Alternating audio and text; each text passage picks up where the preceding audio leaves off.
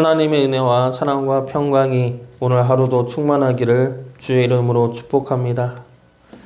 오늘 말씀은 희년에 관한 말씀입니다. 희년은 7년마다 있는 안식년이 7번 행해진 다음 해, 즉 50년째 있는 해입니다. 이 해는 은혜의 해이며 자유의 해입니다. 이때에는 일을 하지 않고 땅과 사람 모두 안식을 취하는 해입니다. 그리고 이 해에는 모든 것이 회복이 되고 자유를 맞이하는 해입니다.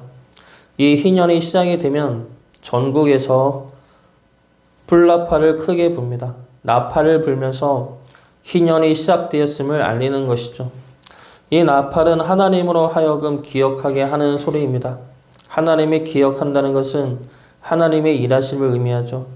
하나님이 우리에게 하셨던 말씀들, 우리에게 하셨던 약속들, 그 말씀과 그 약속들을 이뤄내시는 것입니다. 그래서 하나님이 나팔을 크게 불라는 것은 내가 희년에 담긴 약속과 말씀을 위해 역사하겠다는 말씀입니다. 이 희년은 주님이 오심으로 우리에게 주어진 자유이며 또 주님의 재림 때 맞이하게 될 영원한 자유의 나라를 의미합니다. 데살로니가전서 4장 16절과 17절 말씀입니다. 주께서 호령과 천사장의 소리와 하나님의 나팔 소리로 친히 하늘로부터 강림하시리니 그리스도 안에서 죽은 자들이 먼저 일어나고 그 후에 우리 살아남은 자들도 그들과 함께 구름 속으로 끌어올려 공중에서 주를 영접하게 하시리니 그리하여 우리가 항상 주와 함께 있으리라. 그래서 하나님은 희년을 지킴으로 영원한 하늘나라에서 이뤄질 자유와 회복의 모습에 대해서 알려주고 보여주고 있는 것입니다. 희년은 자유의 해이고 회복의 해입니다.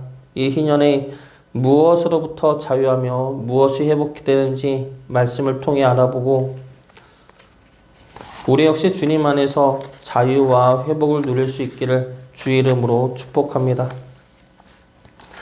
먼저 희년은 생명을 회복하는 날입니다.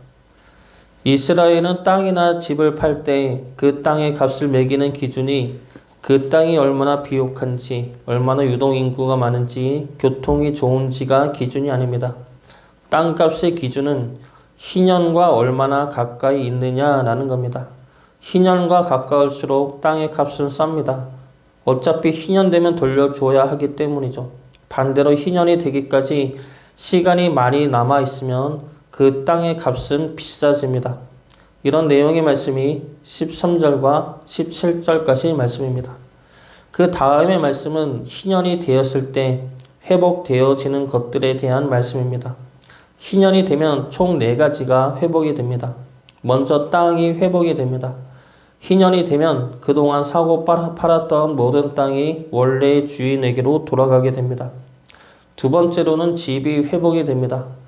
집은 성내에 있는 집인 경우에는 1년 안에 무르지 않으면 그대로 산 사람의 소유가 됩니다.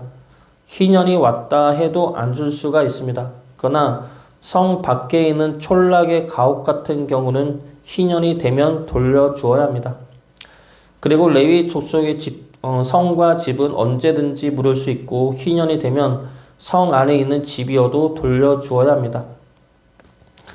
세 번째로는 모든 채무가 변제가 됩니다. 그리고 네 번째로는 종이었던 신분이 자유가 됩니다. 희년에는 이 4가지 땅, 집, 채무, 종에서 자유함과 회복을 입을 수 있게 되는 겁니다. 이 4가지는 내가 지게 된 빚으로 인해 생겨난 것들이죠. 채무는 말 그대로 빚이고 이 빚을 갚기 위해 땅을 팔고 집을 팔고 자신까지 팔았던 것입니다. 그런데 희년은 이 빚으로부터의 해방이죠. 내가 빚진 것들로부터 풀려나는 것입니다. 이러한 해방은 영적으로 보면 우리가 맞이하게 된 죽음으로부터의 해방을 의미합니다. 우리는 죄를 지어서 사탄의 메인 존재가 되었습니다. 그런 우리의 빚을 예수님이 갚아주신 것이죠. 자신의 생명으로 우리의 빚을 대신 갚아주셨습니다. 그러므로 우리는 사탄과 죽음에서 벗어나 자유와 생명을 얻게 된 것입니다. 로마서 3장 23절과 24절 말씀입니다. 모든 사람이 죄를 범하였으니 하나님의 영광에 이르지 못하더니 그리스도 예수 안에 있는 속량으로 말미암아 하나님의 은혜로 값없이 의롭다 하심을 얻은 자 되었느니라. 우리가 죽음으로부터 그리고 죄로부터 자유함을 얻게 된 것은 예수님이 우리를 대신하여 죽으셨기 때문입니다. 그러므로 우리의 생명은 주님의 것이죠. 주님이 자신의 생명으로 우리를 샀기 때문입니다. 우리를 위하여 죽음으로 우리의 빚을 갚아주신, 그래서 생명을 누리게 하신 주님의 그 사랑과 은혜를 기억하시기 바랍니다. 그 은혜에 감사함으로 우리의 삶이 주님을 위한 삶이 될 수 있기를 주의 이름으로 축복합니다. 두 번째로 희년은 우리 신분이 회복되는 날입니다. 희년에는 모든 빚이 청산이 되면서 우리의 신분도 회복이 됩니다. 품꾼이었던 자도 노예였던 자도 자유하게 되고 회복이 되어 모든 자가 동등한 신분으로 동일하게 됩니다. 우리의 신분 역시 주님으로 인해 회복이 되었습니다. 원래 하나님의 자녀였지만 죄로 인해 우리는 사탄의 노예가 되었습니다. 죄의 노예가 되었죠. 그래서 죄에 끌려다니며 죄성의 지배에 당하며 살았습니다. 우리가 분노하고 미워하고 화내고 그러한 모습들은 당연한 모습이 아닙니다. 그러한 모습들은 세상에서 당당하게 살아가기 위해 드러내어야 하는 모습들도 아닙니다. 그럼에도 불구하고 우리는 이 세상에서 당당하게 살려면 그렇게 자신의 화를 드러내고 분노를 드러내야 자신이 강하고 남들이 자신을 다르게 본다 착각을 하고 있습니다. 남들을 비난하고 남들과 차이를 두려고 하고 남들보다 위에 서려고 하는 이러한 모습들이 실제로는 죄에 끌려가는 모습들이죠. 자신의 죄의 노예로 살고 있으면서도 스스로 인식을 못하고 있는 겁니다. 대학 다닐 때 교수님이 이런 이야기를 한 적이 있습니다. 사람은 진정으로 자유한 자는 없다. 다들 무언가의 노예로 살아가고 있다. 엄마들은 드라마의 노예로, 아빠들은 일의 노예로, 아이들은 핸드폰의 노예로, 누군가는 돈에, 누군가는 명예에, 누군가는 권력에, 누군가는 쾌락에, 다들 무언가의 노예로 종속되어 살아가고 있다. 그 노예에서 벗어날 수 있는 자는 없다. 노예에서 벗어날 수 없다면 우리에게 남은 것은 한 가지의 길밖에 없다. 바로 선한 주인의 노예가 되는 것이다. 그 선한 주인이 바로 주님이다. 이런 교수님의 말처럼 우리는 무언가의 노예에서 벗어날 수가 없습니다.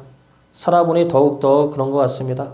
그렇다면 악한 것의 노예로 사느니 선한 주인의 노예로 살아야 할 것입니다. 주님은 선한 목자 되시죠. 우리를 위하여 목숨까지 버릴 수 있는 선한 목자 되십니다.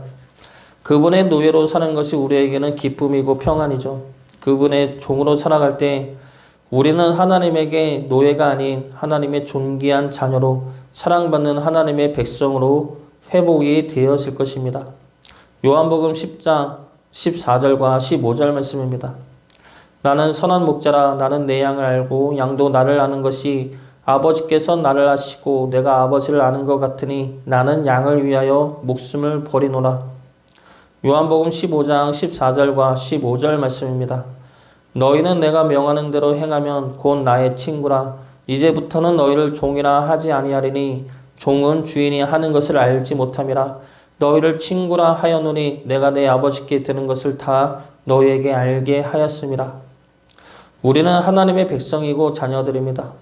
회복된 그 신분을 믿음과 감사함으로 지켜내며 살 수 있기를 주의 이름으로 축복합니다. 마지막 세 번째로 희년은 몸과 마음이 회복되는 날입니다. 희년에는 모든 것이 회복이 되는 날이죠. 빚으로부터 회복이 되고 신분으로부터 회복이 됩니다. 그리고 일을 하지 않으므로 일을 해야만 먹고 살 수 있다는 강박감과 염려로부터도 해방이 되는 날입니다. 일을 해서 먹고 사는 것은 그 자체로 심판입니다. 하나님이 아담에게 주신 죄에 대한 심판이죠. 창세기 3장 17절 말씀입니다. 아담에게 이르시되 내가 내 아내의 말을 듣고 내가 내게 먹지 말라 한 나무의 열매를 먹었은즉 땅은 너로 말미암아 저주를 받고 너는 내 평생에 수고하여야 그 소산을 먹으리라. 사람이 노동을 해야 먹고 사는 것은 그 자체로 죄에 대한 심판입니다. 그런데 우리는 그것이 죄의 심판인 줄도 모르고 열심히 일을 해서 잘 먹고 잘 살아야 한다 생각합니다. 그리고 그것이 우리의 능력이라 생각을 하죠. 그러나 사실은 그것은 모두 하나님을 떠난 결과일 뿐입니다. 그런데 더 큰 문제는 노동으로 먹고 살아감으로 인해 생기는 사람들과의 경쟁과 이기심과 탐욕과 그로 인해 생겨나는 상대적인 박탈감과 상처와 수치가 더 큰 문제라는 겁니다. 있는 자와 없는 자들 간의 계급이 생기고 권력이 생기고 사람과 사람 사이에 서열의 생김으로 인해 존중과 존귀가 사라지고 냉대와 하대와 무시와 멸시가 생겨났다는 겁니다.